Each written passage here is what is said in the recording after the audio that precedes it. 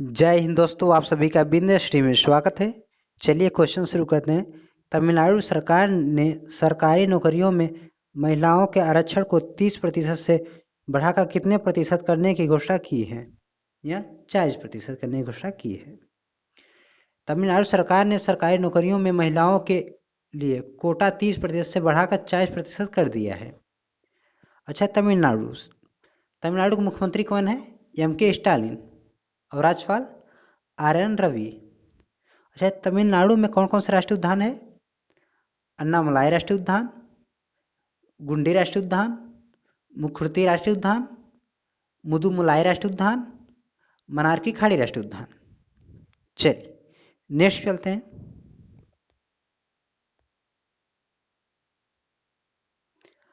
हाल ही में जोमेटो के किस को फाउंडर ने इस्तीफा दे दिया है या गौरव गुप्ता ने दे दिया है? जोमेटो के को फाउंडर गौरव गुप्ता ने इस्तीफा दे दिया है। वे कंपनी में सप्लाई डिवीजन के हेड थे। वे 2015 में कंपनी से जुड़े थे। चलिए नेक्स्ट चलते हैं।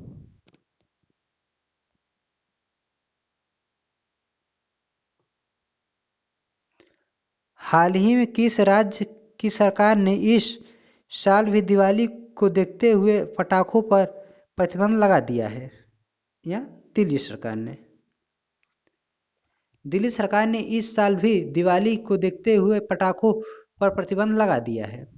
दिल्ली के मुख्यमंत्री अरविंद केजरीवाल ने ट्वीट कर इसकी जानकारी दी है। पिछले 3 साल से दिल्ली के प्रदूषण की खतरनाक स्थिति को देखते हुए इस बार भी हर प्रकार के पटाखों के भंडार उपयोग पर पूर्ण प्रतिबंध लगा दिया गया है। चलिए नेक्स्ट चलते हैं।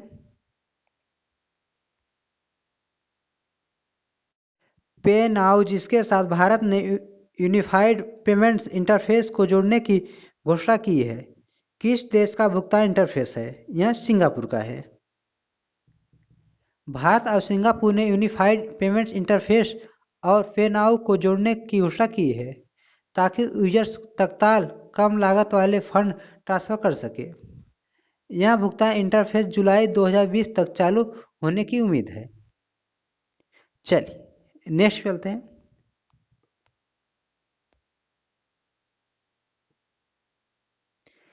राष्ट्रीय इंजीनियर्स दिवस किस तिथि को मनाया जाता है? यह 15 सितंबर को मनाया जाता है। भारत में हर साल 15 सितंबर को इंजीनियर्स डे मनाया जाता है। यह दिवस राष्ट्र के विकास में इंजीनियरों के योगदान को मान्यता देने के लिए मनाया जाता है। यह दिन भारत के इंजीनियर सर मोक्षगुडम विश्वेश्वरैया की जयंती का प्रतीक है। चलिए नेक्स्ट चलते हैं।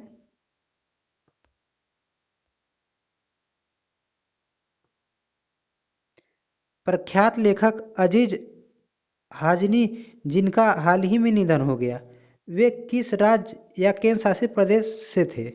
वे जम्मू और कश्मीर के थे। जम्मू कश्मीर के प्रख्यात लेखक अजीज हाजनी का हाल ही में निधन हो गया। वह एक कश्मीर लेखक, कवि, आलोचक और संगठनकर्ता थे। उन्होंने जम्मू कश्मीर कला संस्कृति और भाषा अकादमी के पहले सचिव के रूप में कार्य कर चुके हैं। चलिए नेक्स्ट चलते हैं।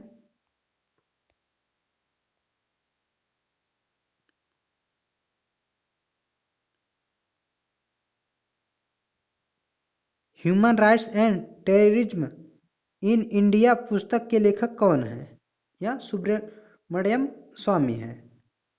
भाजपा सांसद सुब्रमण्यम स्वामी ने human rights and terrorism in India नामक एक पुस्तक प्रकाशित की है, जिसमें बताया गया है कि कैसे आतंकवाद का मुकाबला उचित प्रतिबंधों के भीतर मानव और मौलिक अधिकारों के साथ किया जा सकता है, जिसे संविधान द्वारा अनुमत और सर्वोच्च न्यायालय द्वारा बरकरार रखा गया है। चलिए नेक्स्ट चलते हैं।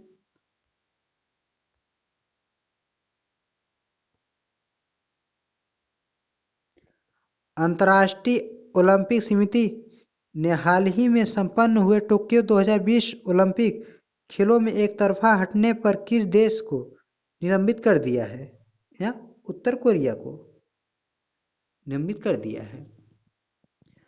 अंतर्राष्ट्रीय ओलंपिक समिति ने हाल ही में संपन्न हुए टोक्यो 2020 ओलंपिक खेलों में एक तरफा हटने पर उत्तर कोरिया को निलंबित कर दिया है। चलिए नेक्स्ट चलते हैं।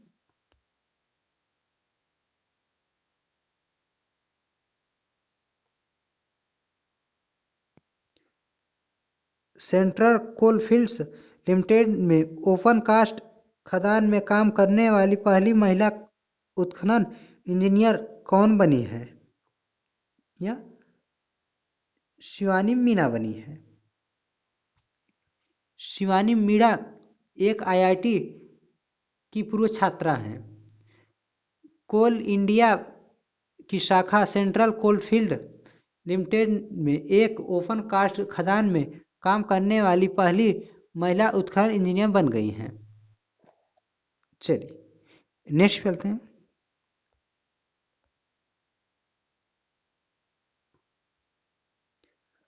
पाकिस्तान क्रिकेट बोर्ड ने T20 वर्ल्ड कप के लिए किसे टीम का बैटिंग कोच नियुक्त किया है? या मैथ्यू हेडन को नियुक्त किया है। ऑस्ट्रेलिया के दिग्गज बल्लेबाज मैथ्यू हेडन को आगामी T20 वर्ल्ड कप के लिए पाकिस्तान के हेड कोच की जिम्मेदारी दी गई है। T20 वर्ल्ड कप का आयोजन 17 अक्टूबर से संयुक्त अरब अमीरात और ओमान में आयोजित होगा।